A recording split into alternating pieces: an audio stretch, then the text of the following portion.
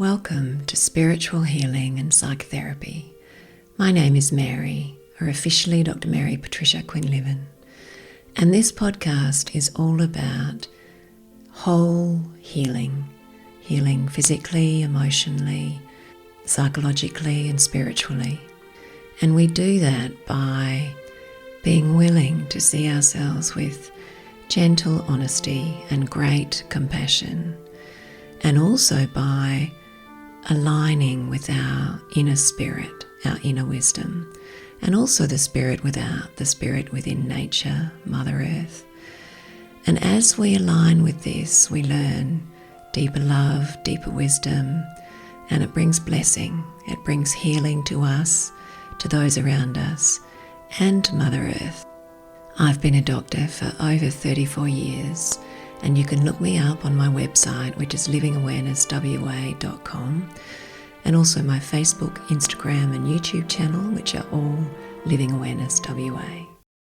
So today's episode is going to be all about creating abundance, because it's something that I've been discovering over the last few years, and it's always relevant for clients who come in.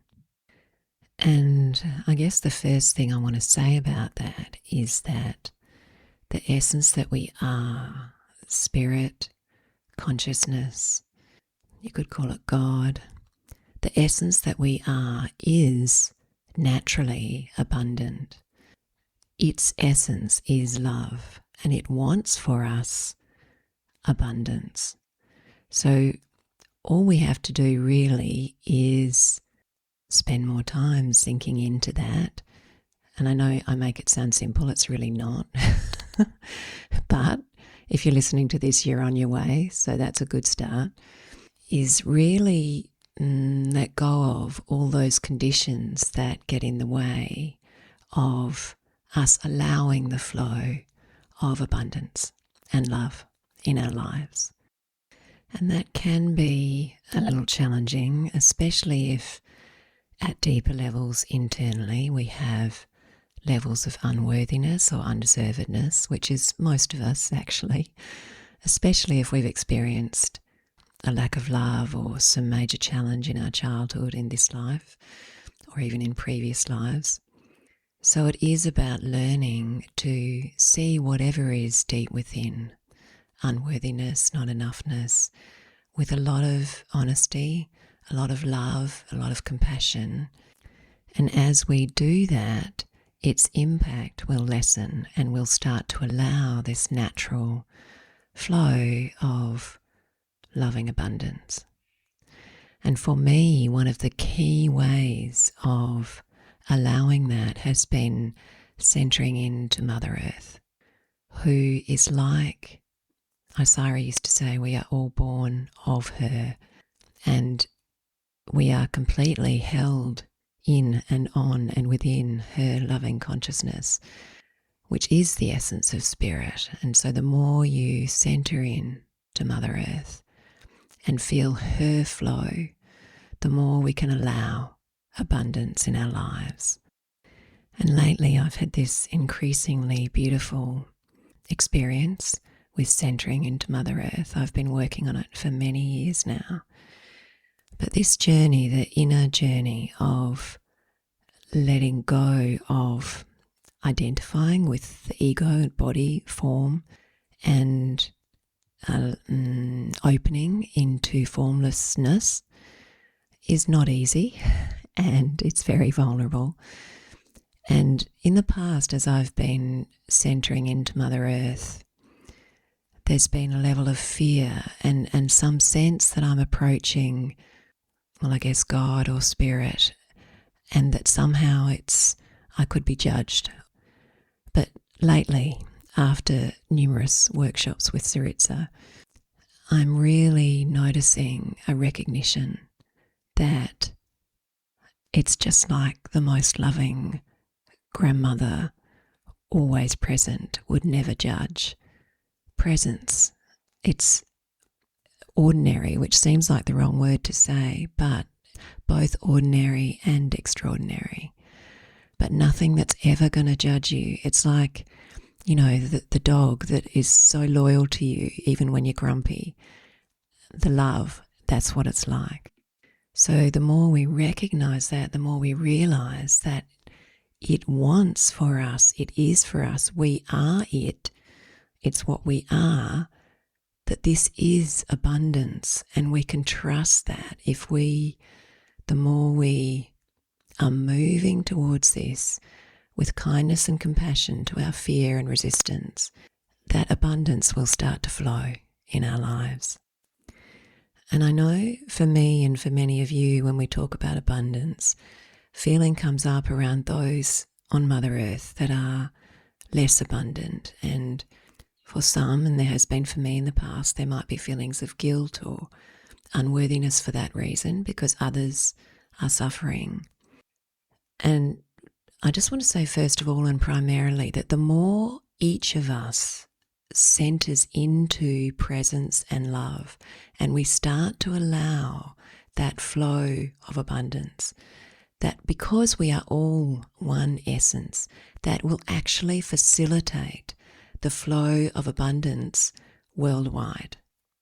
And even if you have beings in your family who are less fortunate than you or close loved ones, it's the same. The more you allow the flow of spirit, the flow of abundance, you recognize your own worthiness, that will have positive ripple effects on everyone around you and facilitate their abundance as well.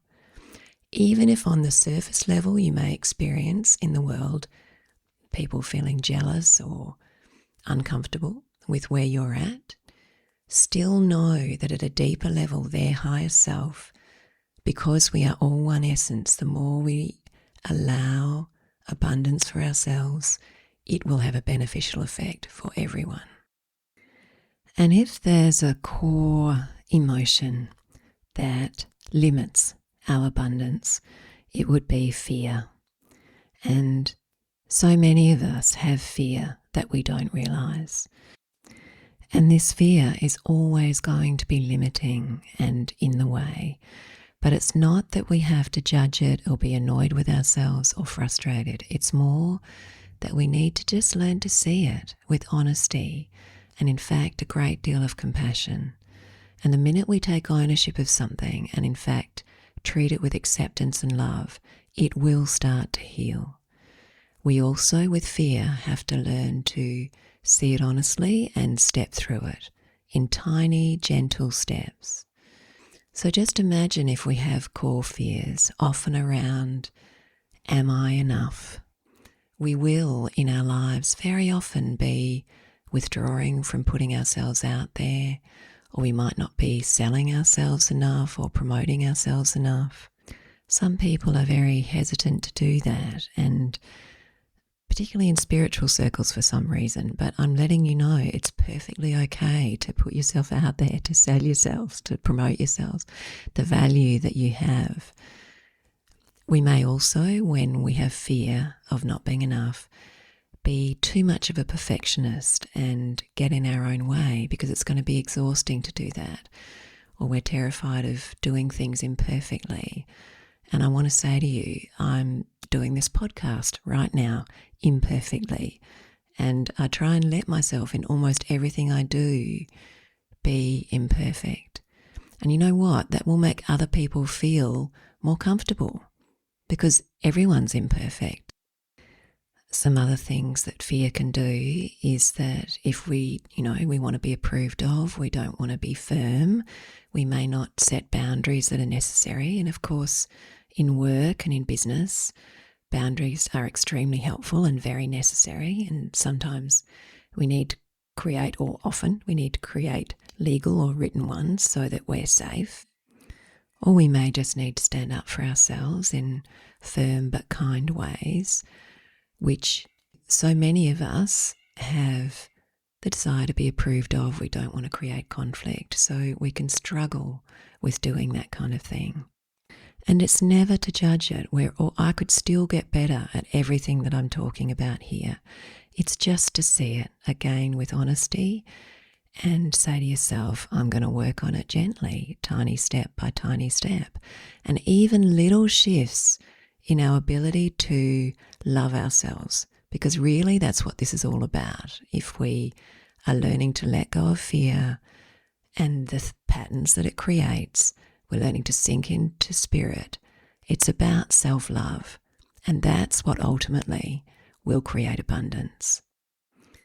Another thing that fear can create is that we aren't true to ourselves. We're not being authentic enough. We think we have to meet other people's expectations rather than being true to what we know we can offer in the world, what feels wholesome for us, what feels valuable for us. So it's really important that we regularly step back and tune in and see, am I offering what I really want to offer? Or am I more in performance mode, doing what others expect and limiting the real value that I can share from my own heart? And I'll just give you some examples that I do so that you know that I do this stuff too. And as a therapist or counsellor, everyone I see, and this goes for me too, all of us have resistance and fear around facing ourselves, seeing our patterns, seeing our inner fears. For myself, I've been on this journey for a very long time, and I still have resistance and sometimes want to avoid deepening into where I know I need to go. And so I know, of course, that my clients have that too. And sometimes as a therapist, well, for me, I'm really learning how to push people to the extent which they can handle, but not further if possible. And sometimes that's tricky to judge. Sometimes you don't quite know how much someone can handle deepening into. And it's a learning journey for me. But one thing I've also found is that if I focus on understanding that person's fear, which it's good to understand it, but if I let that get in the way, not also see that they have a higher self that is wanting to change, wanting to shift, wanting to deepen, wanting to step through all that resistance and lessen their suffering. So I've learned over the time that it serves me to understand fear and resistance, but it doesn't serve me to focus on it. It's better if I focus on their higher self and what I know their higher self wants. And that's just an example of how allowing fear to be the focus can be limiting. And another thing that's really important on the journey of abundance is to forgive our mistakes, learn from our mistakes, and forgive our mistakes. I've had many, many clients come and say to me things that they wish they hadn't done or that impacted their finances. And I myself have done numerous things. I had a podcast called Spiritual Lessons in Abundance where I describe something that happened as we were selling a family property and lost myself $10,000, and that was because of my own fear. But I held it with a lot of compassion, and I am feeling very abundant in my life right now. There are plenty of things I can still learn, but I am definitely more and more, the more I trust spirit and flow, feeling more abundant. So I really want to let you know that mistakes are never something to judge. And if you've made a big mistake and it has impacted you financially, learn from it, see it with a lot of compassion, and completely forgive yourself. And I promise you, as you forgive yourself, abundance will come. It won't be an issue. Whereas if you hold on to it and judge yourself and get all caught up in judgment, then that could have more impact. So really, gentleness and compassion and forgiveness are a huge part of this abundance journey. And if you think about it, that's what spirit is, always flowing as gentleness, compassion, never judged. Yes, the need for honesty and truth and ownership, but it's never about judgment. And the other thing that's really important, apart from acknowledging and accepting all our fears and accepting our mistakes, is to truly own our value. All of us have had life experience. All of us have gained wisdom in one way or another, and we have things to offer the world. And it may be something that's very you. It may not appear to be huge or amazing in the eyes of the world, but if it's something that you value and you want to contribute, it will be of immense value for you to be sharing that. For me, having shifted out of the standard general practice setting many years ago and moved into working from home and doing meditation and counselling, even though it may appear to be a little less in the eyes of the world, it has been absolutely fantastic for me and my children and all those around me. And I know, because I'm being more authentic, I'm offering more value. And it may, sometimes what we want to offer the world may be just healing. Sometimes we're in a space of significant unwellness, and it is still going to be incredibly valuable if we are working on gently healing ourselves, holding ourselves with compassion and love, seeing ourselves honestly. Or it may be that we're looking after children and doing that in the best way that we know how to do it, and continuing to learn, or looking after animals, or planting trees, or whatever it is. And one thing that's really important on this journey of abundance and authenticity is that we don't compare ourselves to others. We just listen to what we have available, to what we can manage, to what feels wholesome. And I had a beautiful experience recently at one of Saritsa's workshops. And it was to do for me with still a core sense of, am I enough?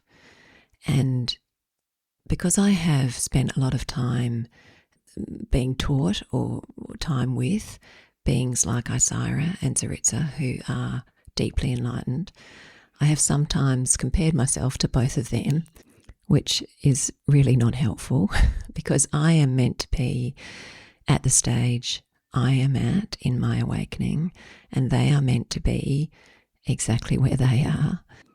And I still have value to offer, even though I'm not where they are. And I've talked with many of you about how we all have help available, and it's through the essence of Mother Earth, through the family of light, angels, spirit guides, and that can include extraterrestrial beings who are more awakened than us and available for our help.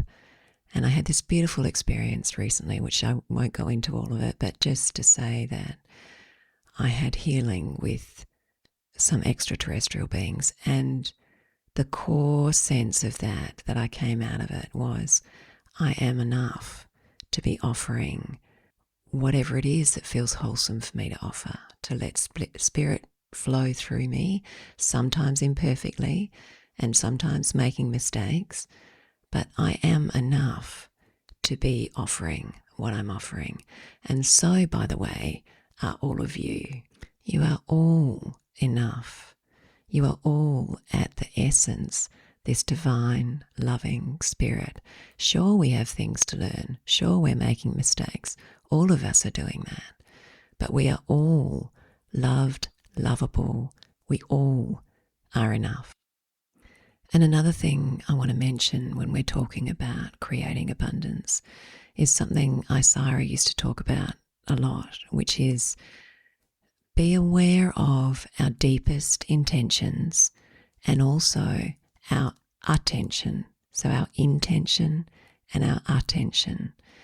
And our intention is to really tune in and listen. What do I actually want to offer the world? And there does need to be some practicality in that. What would actually work? What can I manage if I am currently healing from some challenges? So what's manageable? What's practical? What may work? But also, what do I actually want to offer? What value would I like to share? And it's going to take time in nature or meditating or tuning in and really listening regularly to what is my intention. Because if we're not aligning with that, our deepest intention, it won't flow as easily, and there'll be more dissatisfaction or less fulfillment. So it's good to really tune in and see, what is it that at this stage, right now, I want to be offering. And as I said, sometimes if we're in a healing process, it may be very minimal. It may be that I am healing. But it is really worth doing that, because many clients that I see that are not feeling, fulfilled, it's to do with that they're not tuning in and aligning with their deepest intention, who they really want to be in the world. And then what goes with that is the attention we then need to give to those intentions. So for many of us, we're aware what our deep intentions might be, what we want to offer. But then often because of inner fears, we don't want to set boundaries, we don't want to say no to people, we don't want to change things or face conflict. We end up being so busy or caught up in so many other areas of our life that we don't have the opportunity to give attention to what our deepest intentions are, if you like. So therefore, it's hard for those to flow. And I'll give you an example of that in my own life recently. And many of you know that my mum is 94. And of course, a 94-year-old needs quite a lot of care. And recently I had a period of time where we had to do some eye surgery for Mum, because even though at her age we haven't been intervening in anything, she hasn't been having investigations, she was at risk of losing the sight in one of her eyes, and we were able, just under local anaesthetic, to do an operation to help prevent that. And of course, because we don't know how long Mum's got left, it was worth doing that, because it would be really difficult for her to lose vision in that eye, and also tricky for her to function in the world without vision in that eye. So we had to do it. But it meant a lot of extra support. And in my current spiritual journey, it really is hard for me to put myself in, hospitals, doctors, surgeries. Mum's building the big building where she lives in a retirement village, to be there all the time. It's not easy. Part of this journey, and I know I'm getting waylaid here, but we do have to create the conditions for our spiritual development. And if we keep putting ourselves in environments which don't facilitate presence, let's say, or deepening into that energy of presence and consciousness, then we're going to make it very hard for ourselves. So my body was feeling really uncomfortable. And I was in that situation of just what I described, where I have intentions to deepen in my journey, to be able to offer that to clients. However, my life was pulling me away, and therefore I didn't have the ability to give attention to what my deepest intentions were. So I have been working very hard at setting boundaries, getting carers in. And I currently, at this moment, feel a little bit better about that situation. It's not to say things won't shift, but we have put some things in place so it's easier, which means I now do have time to give more attention to what my heart wants to offer. And that's a good feeling. So I guess I want to say to all of you that we may have deep intentions, but we may need to have the courage to say no, to set boundaries, to create the environment so that we can give attention to what is our deepest intention. And another thing that went with that, my experience with Mum recently, is when it was very, very busy, I was in a space where I was feeling fear, a reasonable amount of fear around, would I be able to create the space I needed to make my body feel more comfortable and to allow this presence and quietness that I need for my current journey. And that fear in itself was not serving me, because I wasn't trusting that if I listened enough to my heart, to spirit, if I was present enough, then the right advice or things to do would come to me so that I could create the space that I needed.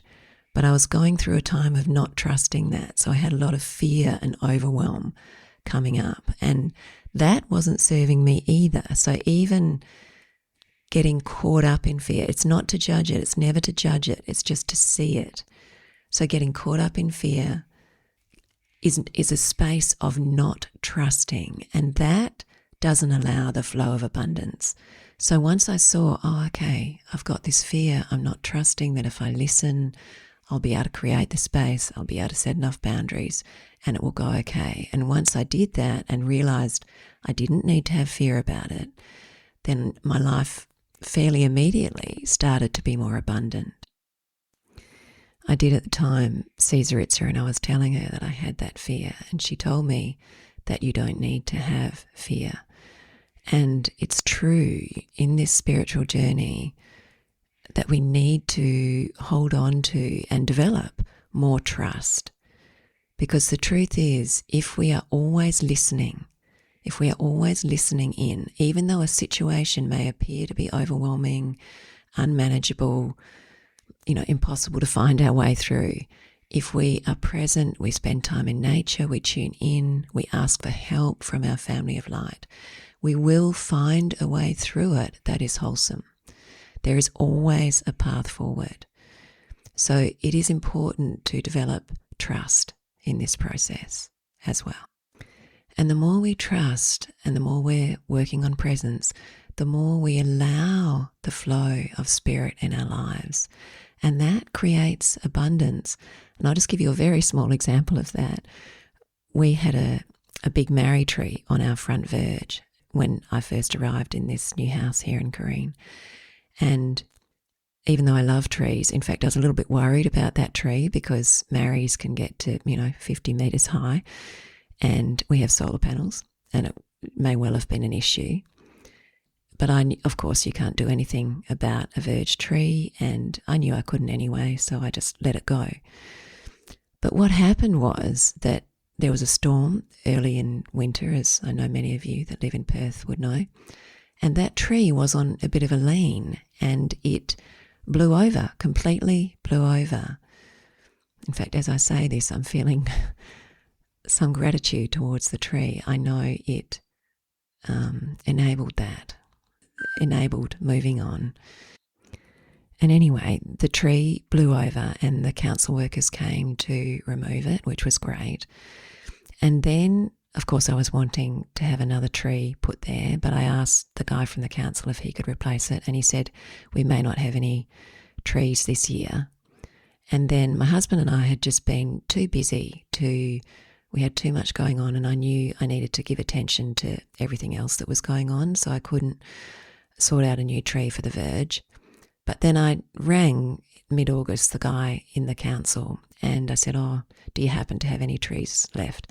And he said yes, and he had a Hakea laurina, which is exactly what we wanted. It doesn't grow quite as big, and we love black cockatoos. So the council came and planted a Hakea laurina very recently, which is perfect. So because I just trusted, there was nothing else I could do. I just trusted, and Spirit completely sorted out that situation for me. And that's what happens as we develop trust, that we allow the flow of Spirit. And even though things may appear to not be going okay, they will turn out okay. They will turn out perfectly for whatever it is that we need. And I'll just briefly mention too, in a previous podcast I was talking about how as menopause had come on, I was starting to lose my hair, but I wanted to let you know that the castor oil and rosemary has been fantastic, and that's been to do with not only using that, but trusting in love, trusting that there is love available. And the other thing that's really important in creating abundance in our lives is that we allow ourselves abundance. We allow time to restore, to replenish, to have experiences that we love, even if it means spending some money to create some of those beautiful, abundant experiences for ourselves. So, spend time in nature, have a beautiful holiday, allow yourself a nice massage or some care in some way. Do something that's creative that you love, so art or craft or dance or singing, music. Create time to replenish and restore yourself.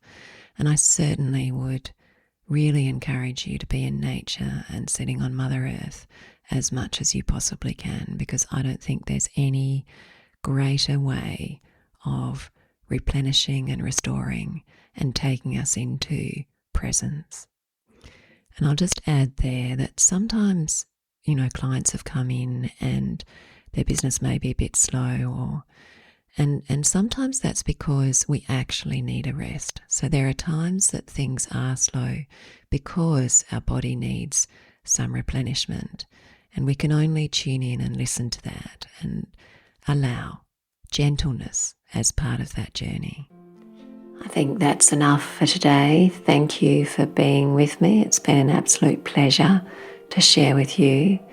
And as always, I'd love you to share this podcast with friends or family or anyone you think may be interested. And don't forget to check me out on livingawarenesswa.com and all my other pages, Facebook, Instagram, YouTube, Living Awareness WA. And I highly recommend Isira, and her website is isira.com. Much love to you all.